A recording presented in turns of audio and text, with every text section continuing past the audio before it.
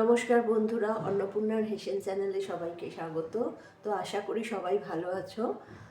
প্রচণ্ড ঠান্ডা পড়েছে। তো যাই হোক, তো আজকে আমি এই ঠান্ডায় একটা চটজলদি রেসিপি নিয়ে আসছি, যেটা রাত্রে রুটির সাথে ভাতের সাথেও যেমন হোক খুবই ভালো লাগে। খুব তাড়াতাড়ি বানিয়ে নেওয়া যায় আর খুব সুস্বাদু হয় খেতে। তো সবচেয়ে বড় কথা, শীতকালে সবার বাড়িতে নানান রকম ভেজিটেবল থাকে। তো এটা হচ্ছে মিক্সড ভেজিটেবল, যেমন কড়াইশুঁটি, কপি, গাজর, ক্যাপসিকাম। তো সবার বাড়িতে এরকম ভেজিটেবল শীতকালে প্রচুর থাকে। তো এই সব দিয়ে একটা মিক্সড ভেজিটেবল বানিয়ে আমি দেখাবো। তো তোমরা দেখো, করে খেয়ে দেখো কেমন লাগলো। আমার কমেন্ট সেকশানে জানাও সেটা। আর আমার ফেসবুক পেজটা একটু ফলো করে দিও, আর লাইক শেয়ার করো, আর আমার ইউটিউব চ্যানেলটা সাবস্ক্রাইব করে দিও।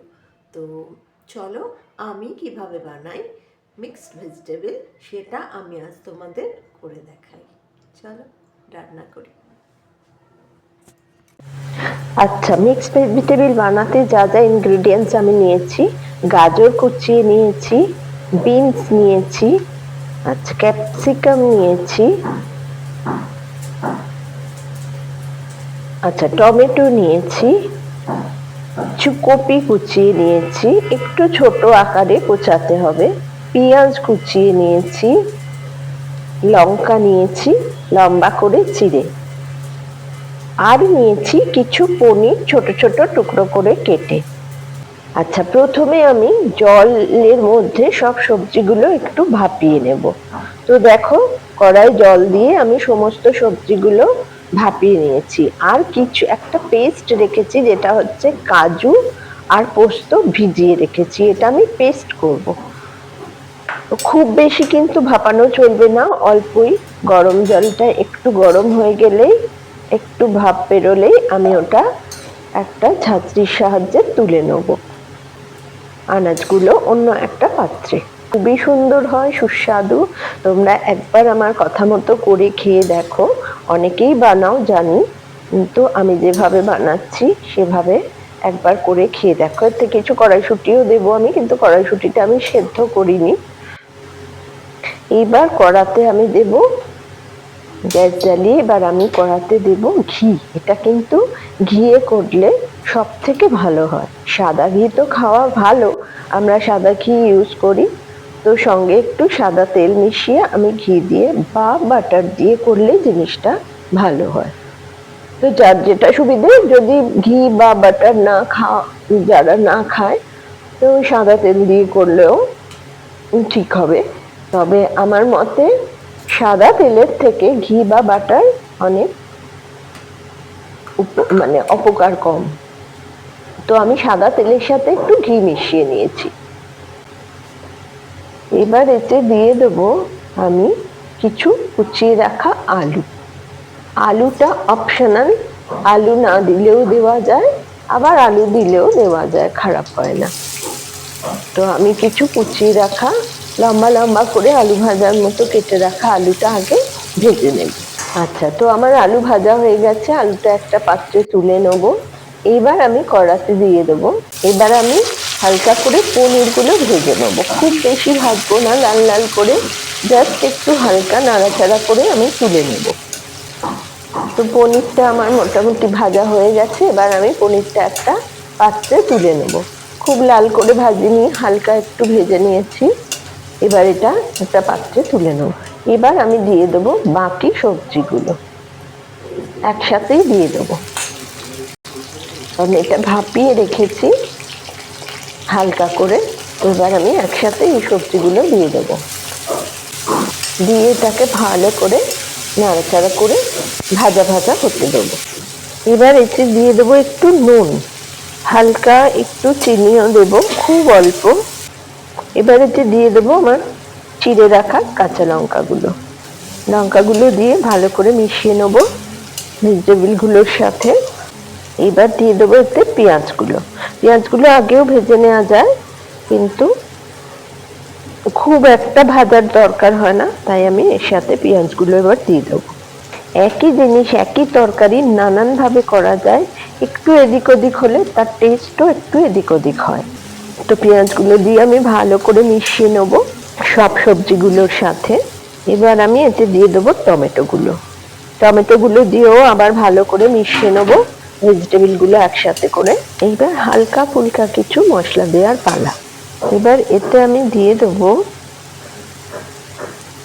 আদা, আমি কুড়ে রেখেছি, সেই আদাটা দিয়ে দেবো।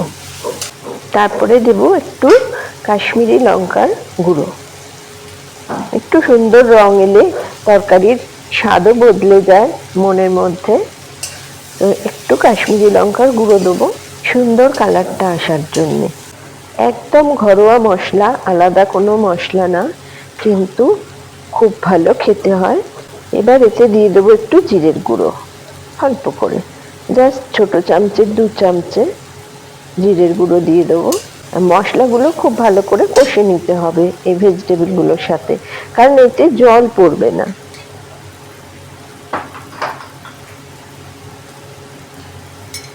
এবার দিয়ে দেবো একটু ধনে গুঁড়ো, যেমন জিরে গুঁড়ো দিয়েছিলাম ওরকমই একটু ধনের গুঁড়ো দিয়ে দেবো।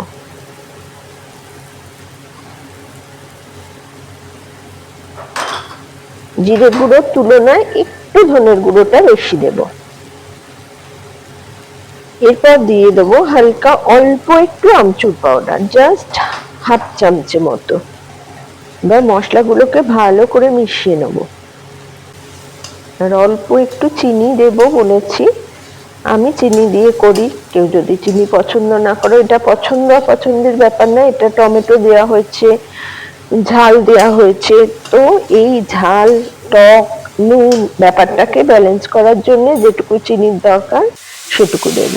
একটুখানি হালকা জল ছিটিয়ে নেব, একটু জল ছিটিয়ে ছিটিয়ে মশলাগুলোকে মানে কষে নেবো, কারণ কি ভাজতে গেলে এটা তলায় লেগে যেতে পারে, তাই জাস্ট একটু একটু জল ছিটিয়ে ছিটিয়ে মশলাগুলোকে আমি কষে নেবো।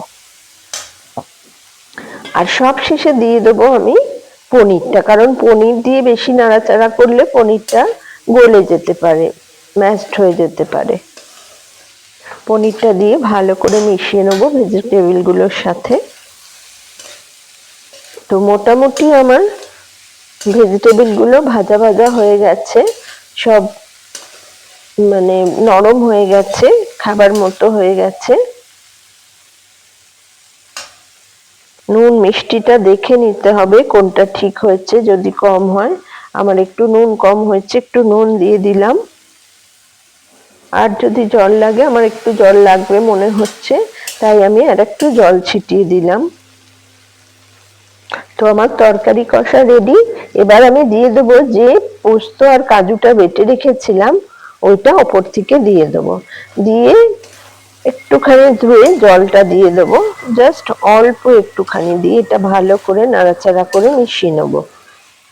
এটা বেশিক্ষণ মেশাতে হবে না, একটু নাড়াচাড়া করে মিশিয়ে নিয়ে হালকা ওটা ধুয়ে একটু যে বাটার জলটা ওটা দিয়ে দেব। কপি গলে গেছে, ভেজিটেবল গুলো মানে নরম হয়ে গেছে, তো আমার রান্না রেডি। এবার এটাকে নাড়াচাড়া করে ওপর থেকে ঘি ছড়িয়ে আমি নামিয়ে নেব। তো চলো, আমার রান্না রেডি, আমি এটা অন্য পাত্রে ঢেলে নেব। দেখো কত সুন্দর দেখতে হয়েছে মিক্সড ভেজিটেবল। তো চলো, আজকে এই পর্যন্তই, আবার আসছি অন্য কোনো রেসিপি নিয়ে। তোমরাও করে খেয়ে দেখো। তো আজকের মতো এইটুকুই।